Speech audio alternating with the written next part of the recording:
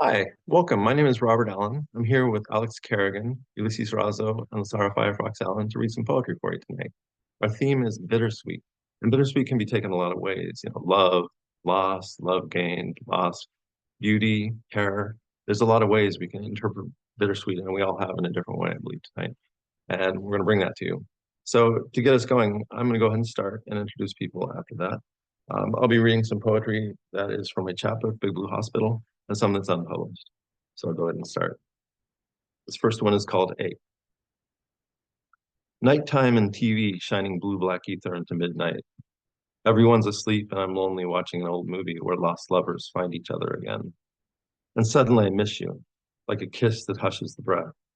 I will see you soon, love, and we will bruise the night together. It's called Rasalila. It took me years to recover, playing in the fields of love, love in the divinest sense, dancing through summer gardens and thorns. I never noticed the thorns until later when I felt my back and skin tatters. Also, love in the most worldly, the profane being preferential. I just got tired as the nights came on and fell away from love for a year or two. It's distant and dangerous to remember. And my back healed, and I'm better. It's called Marmalade. We have a lemon tree that only fruits in winter. A mire, bright yellow, half-orange, tinted sunrise. This came as a surprise. I saw them in summer light, not a nugget of warmth in January or December chill. You reached to me, your hands full of desire and fruit, your eyes asking me on this cold winter's day, make me something to eat and savor, sent the world sour, sweet, and pith rich. I picked pounds of the brightest for you, scrubbed them, cut crosswise, saving the seeds for pectin for the boil. The room filled with the heady smell of zested citrus. From here, it's a close-held family secret, but I will say I love you no matter the weather, and the blush of the flesh and the season of the splendors of lemon. This one's called Salvation. I'm screaming 24 hours a day. Only I can hear the screams. When you see me drinking tea or writing at a quiet table, you would never know how loud my mouth can be inside. Nothing has ever stopped at love. Nothing except your hands and eyes. This one's called Nine Brief Erotics. It was published in Lavender Lit a few years ago. The way the light drips translucent pearl, pure as an eyes your pearls seek me.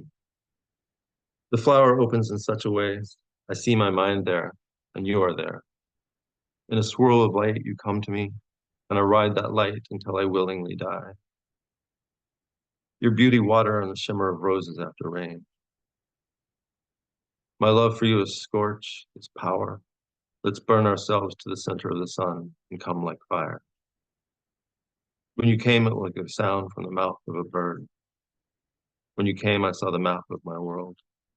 Burst my skin, my lover, and let me die in carnadine. We shoot silver into our mouths, turn our metals to gold, the crescent moon crepuscular, where fluids bond to pure stone. This one's called aphasia, for the one who listens. I look to you vowing my hate when of course I mean I love you. And it came out wrong, backward in my heart, in my art, I mean you. I can say aphasically, I hate you with a deep longing for anger, and you turn to me a life, I mean a light, I mean your face, I mean your song. And then also I have it wrong again, except when I say your name, Lasara. That was published in Discretionary Love.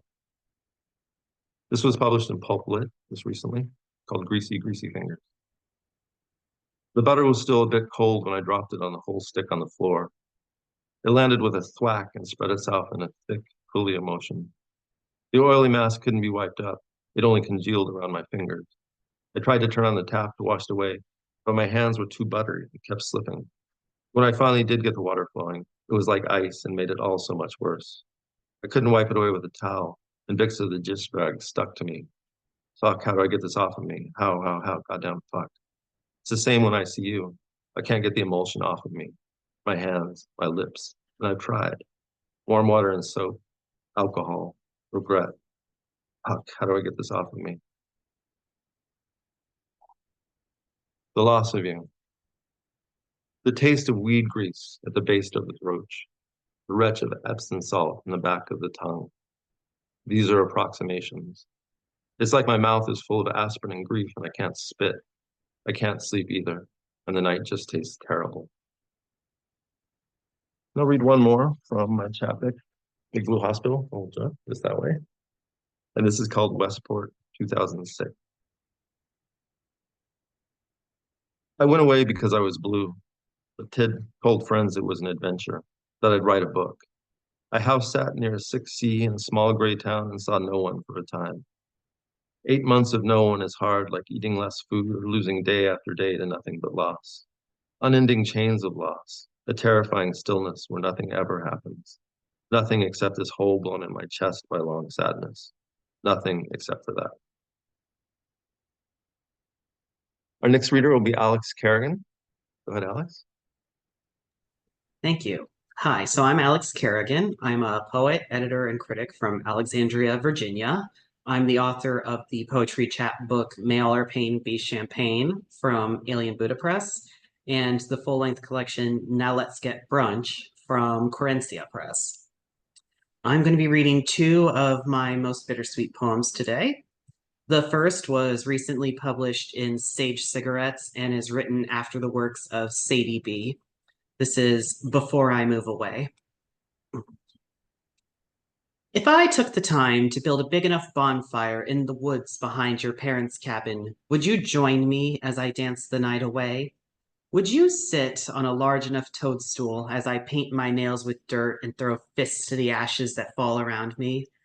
I hope you put your shoes in the care of a feral cat and slowly chasse towards me, mesmerized by the bronzing of my skin by the bonfire, the perfume of burning moss, and the crown of twigs I made when I should have been working on our science project.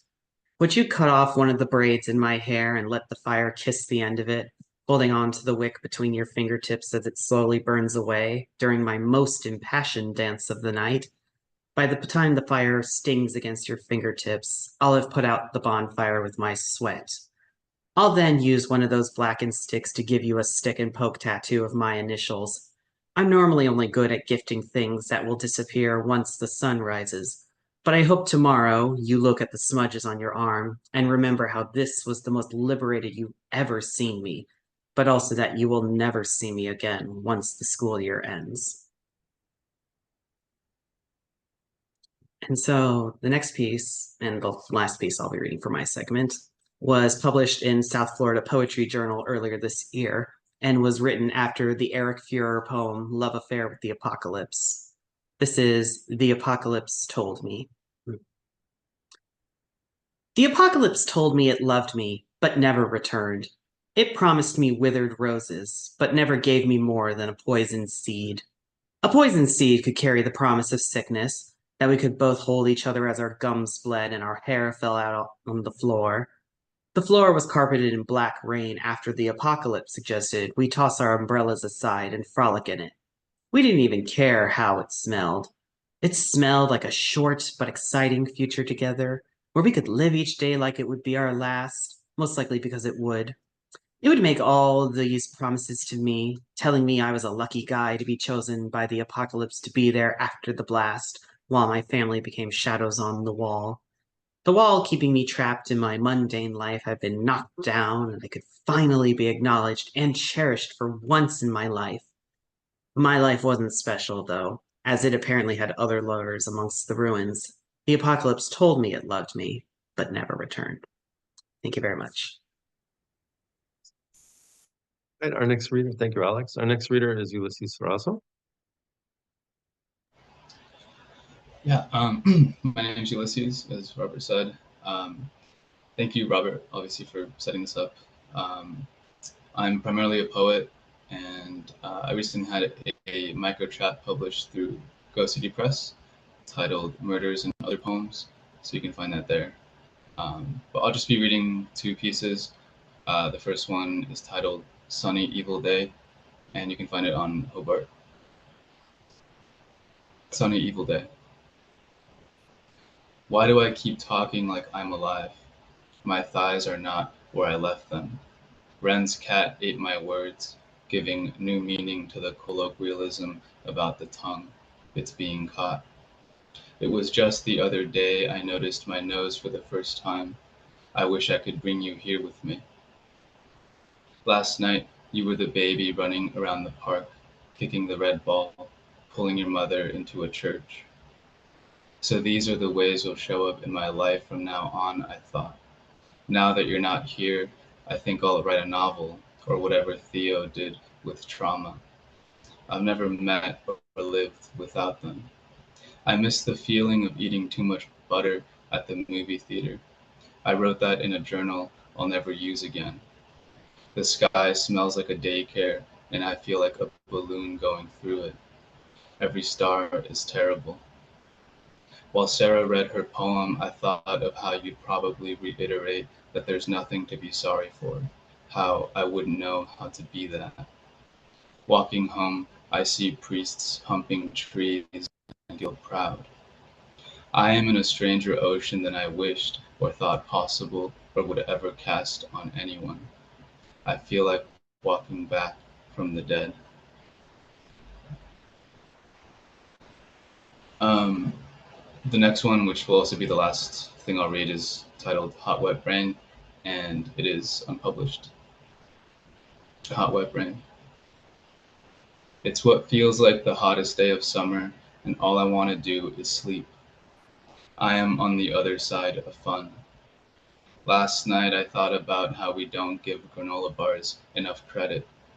Isabel was next to me, so I wasn't alone.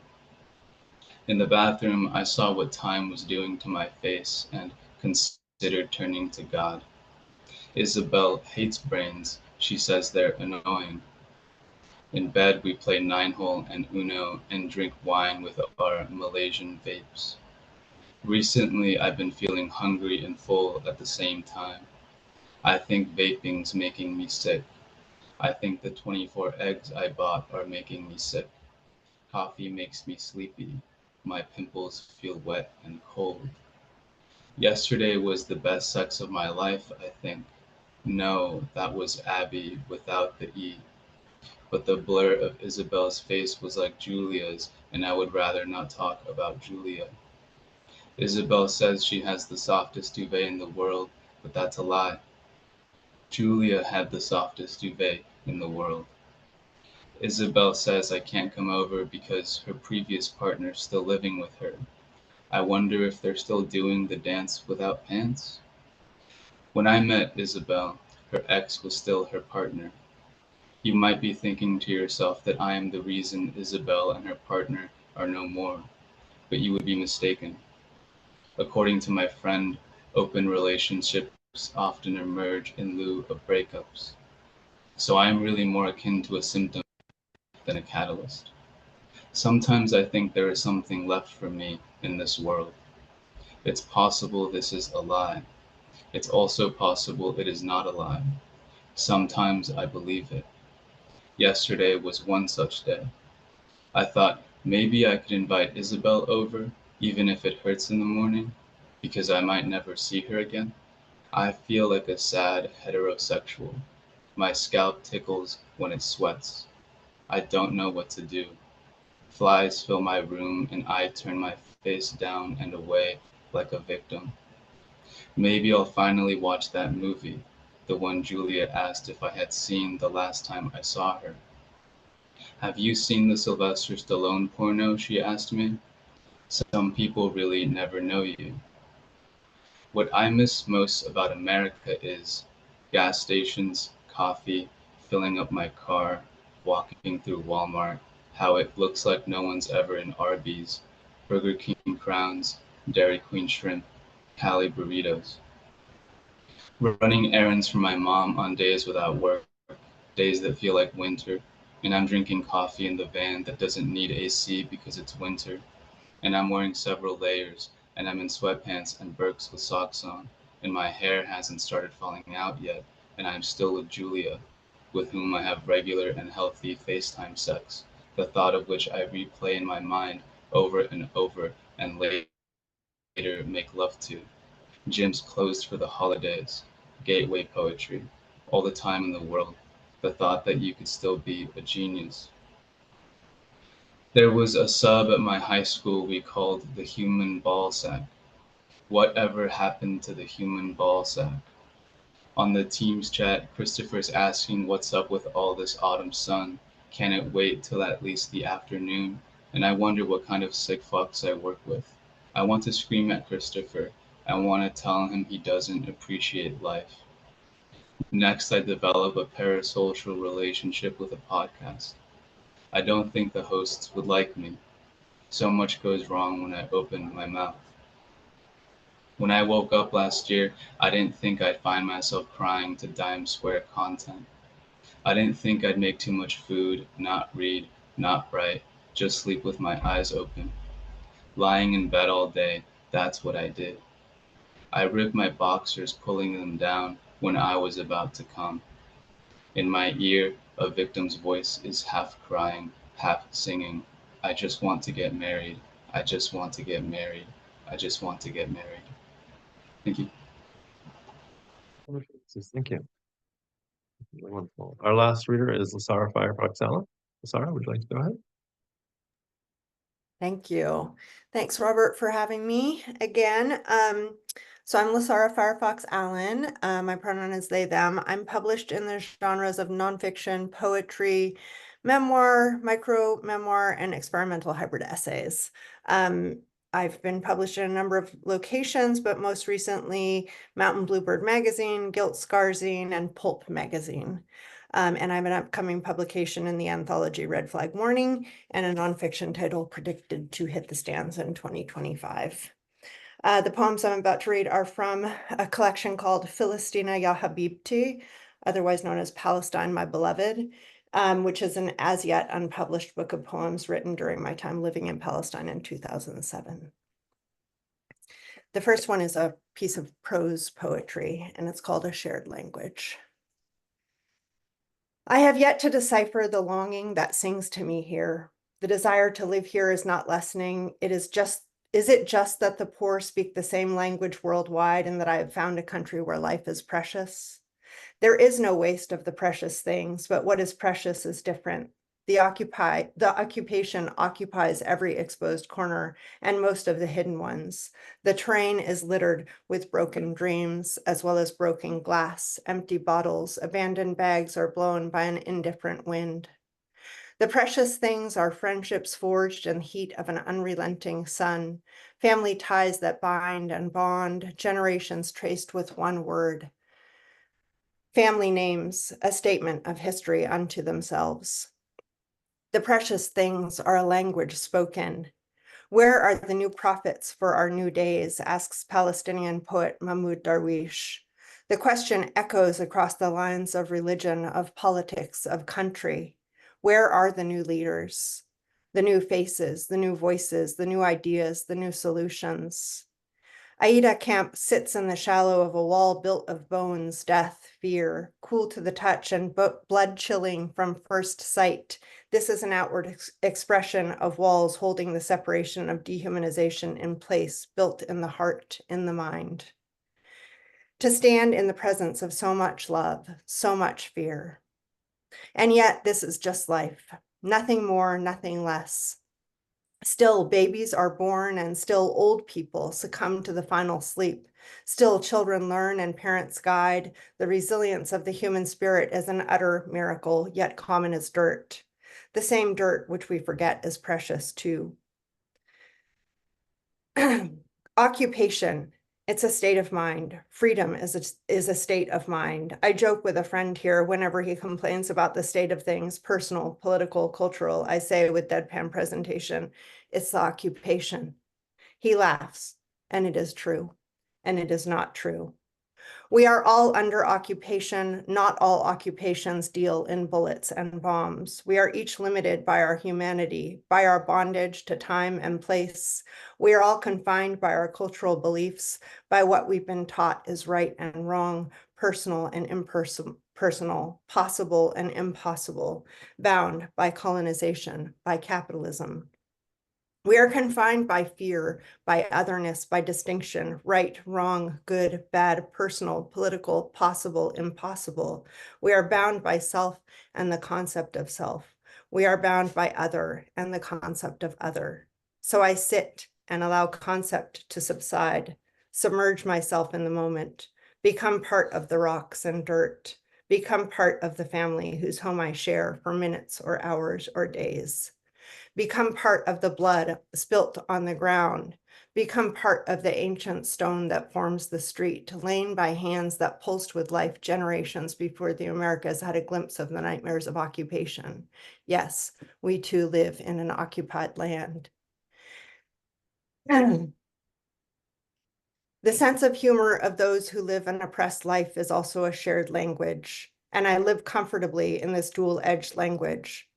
But how does one explain this sense of humor? I said the other day to my friend about the tart lemonade we were drinking, the tart makes the sweet bearable. In the case of this sense of humor, the humor of the downtrodden, it is the same. You take the bitter with the sweet with the bitter. This is life. It is a challenge for me not to qualify this life as more real than life in the States, just as it is a challenge for me not to qualify other life that in the streets more real than life in the suburbs. It is easier for me to stay conscious here. It is essential that I do so. With every conversation, I am served a bite of pain, a bite of joy. I eat both willingly and savor the taste of laughter and tears as they mingle on my tongue. Wa salam es alaikum, peace be upon you. And the last one that I'll read is called Done with Heartbreak, and this is also from my time in Palestine. I am done with heartbreak. Let the shell of what was once a thrumming organ become a home to wandering birds. My heart has flown the coop, surrendered to the eternal spark, and nothing is left. Thank you. Thank you, Lasara. And thanks everyone for listening. Today we've had Alex Carrigan, Ulyses Razo, Lasara Firefox Allen, and Robert Allen myself. We hope you enjoyed it. And if you should have any questions, you can contact us on Twitter or contact me on Twitter. I'll be putting up information there, and we'll share this video there, of course. So I hope everyone has a wonderful day. All right. Thank you.